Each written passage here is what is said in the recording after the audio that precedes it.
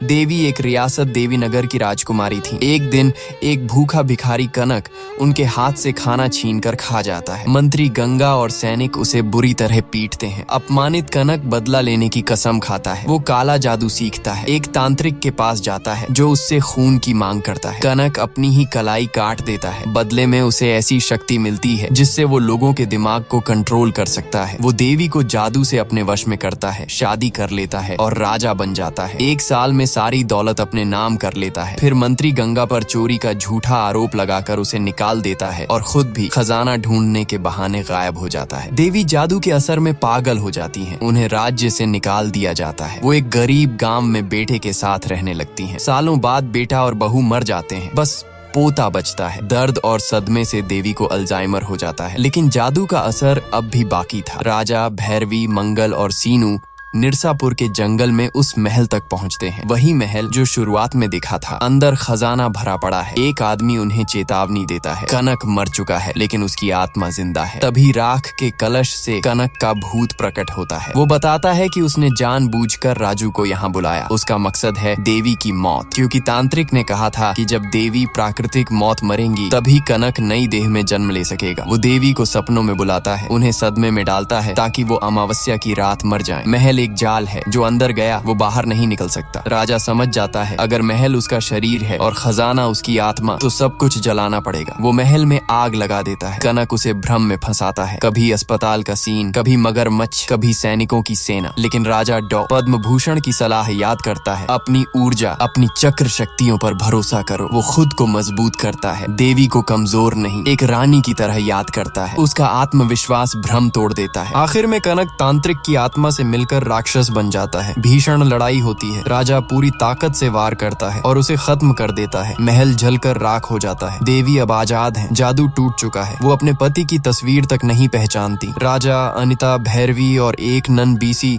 सभी उसकी जिंदगी में हैं। सब उससे प्यार करने लगती हैं। राजा अपनी नई शक्तियों से दूर जाने की कोशिश करता है। एक सर्कस में पहुंचता है। वहाँ एक जोकर दिखता है जो बिल्कुल उसकी तरह दिखता है, हाथ में खून से सना हथौड़ा। राजा सन्न रह जाता है और कहानी यहीं खत्म नहीं होती। लेकिन आज के लिए बस इतना ही।